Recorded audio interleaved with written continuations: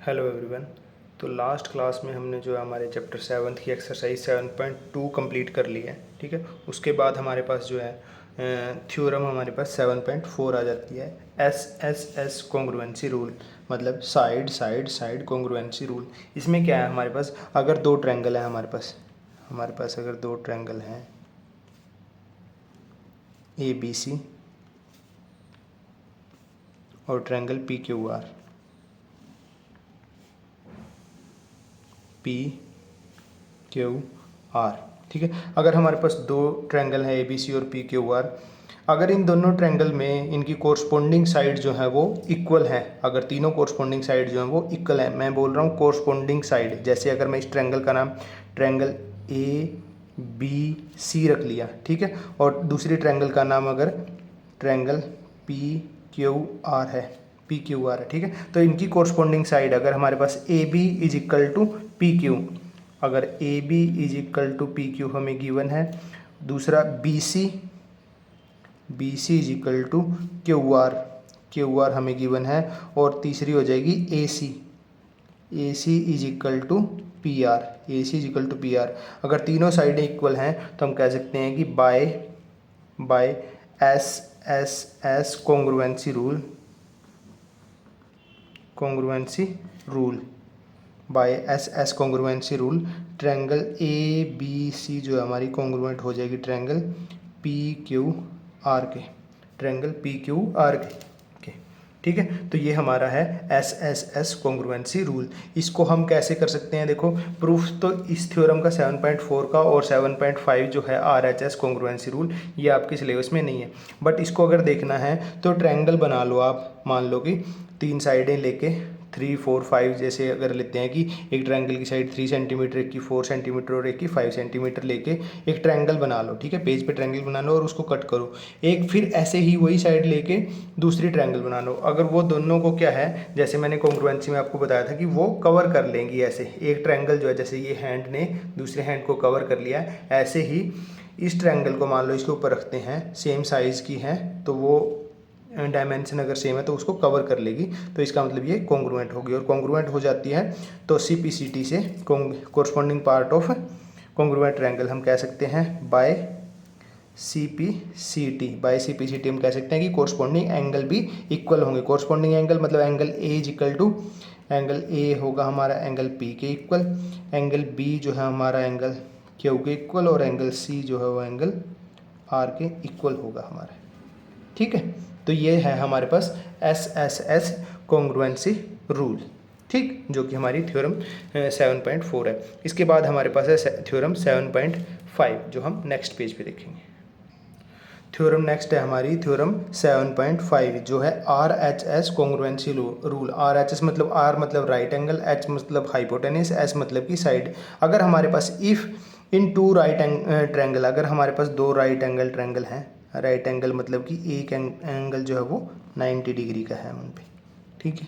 अगर यहाँ पे हमारे पास ऐसे दो ट्रायंगल हैं ABC PQR, ठीक है, ऐसे हमारे पास दो ट्रायंगल है, यहाँ पे 90 डिग्री का एंगल और इसमें ये 90 डिग्री का एंगल, ये हमारा हाइपोटेनस हो गया, ये हमारा हाइपोटेनस होगा, ठीक है। If in two right triangle hypotenuse and one side of one triangle, ठीक है, हाइपोटेनस और one side of one triangle is equal to hypotenuse and one side of other triangle, the two triangle are congruent, ठीक है। तो यहाँ पे क्या होना चाहिए कि एक तो 90 डिग्री का एंगल हो गया, ठीक है, यहाँ पे क्या हो गया, angle B is equal to angle Q 90 degree का, ठीक है, और एक हाइपोटेनियस इक्वल होना चाहिए, मतलब कि AC is equal to PR होना चाहिए, AC is equal to PR होना चाहिए। हमारी ट्रायंगल होगी ये ट्रायंगल ABC और यहाँ पे ट्रायंगल PQR, ठीक है। AC जो है वो PR के, और देखिए ये साइड, ये मतलब हाइपोटेनस इसके इक्वल हो गया, और इन दोनों में से कोई भी साइड, मान लो ये साइड ले रहे हैं तो इसके कोरस्पोंडिंग, ये नहीं कि इसकी तो AB ले ली, इसकी AB ले ली और इसकी QR ले रहे हैं, वो कोरस्पोंडिंग नहीं होगी।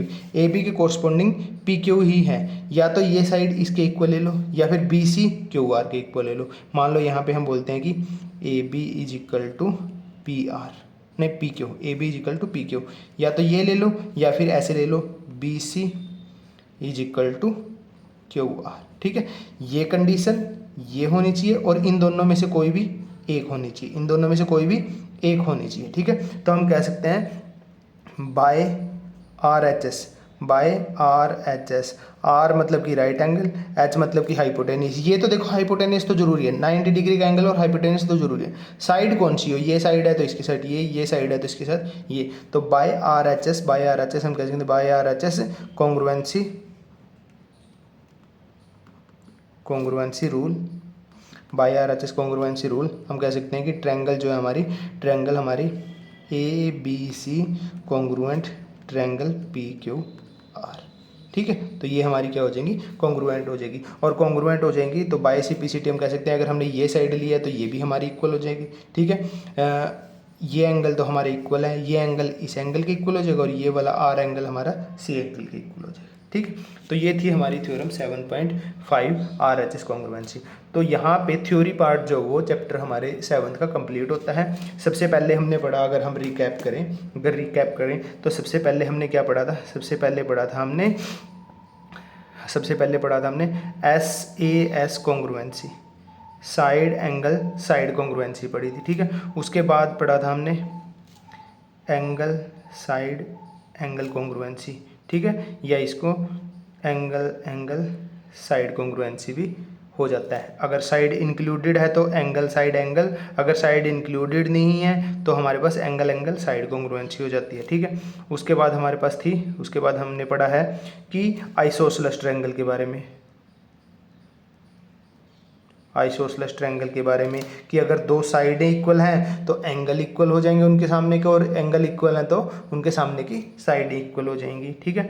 और फिर 5th पे हमने पढ़ा है साइड साइड साइड कॉन्ग्रुएंसी, और 6th पे हमने पढ़ा है इसमें आर एच एस, ठीक है। तो ये हमारे पास 6 या बोल लो या 7 जो है 1 2 और इसको 3 बोल ही देता हूँ क्योंकि वहाँ पे 4 लिख दिए, ठीक है। तो ये हमारे पास 6 जो है वो रूल्स एक टाइप से कॉन्ग्रुएंसी के हमने पढ़े हैं, जिनके बेसिस पे हमने कॉन्ग्रुएंसी को प्रूव किया है, ठीक है, कि दो ट्रायंगल कैसे कॉन्ग्रुएंट होती है, और कॉन्ग्रुएंट होती है तो CPCT से हम उनके अदर पार्ट भी इक्वल हो जाते हैं, ठीक है। तो इसके बाद हमारे पास थ्योरी पार्ट कंप्लीट हो जाता है।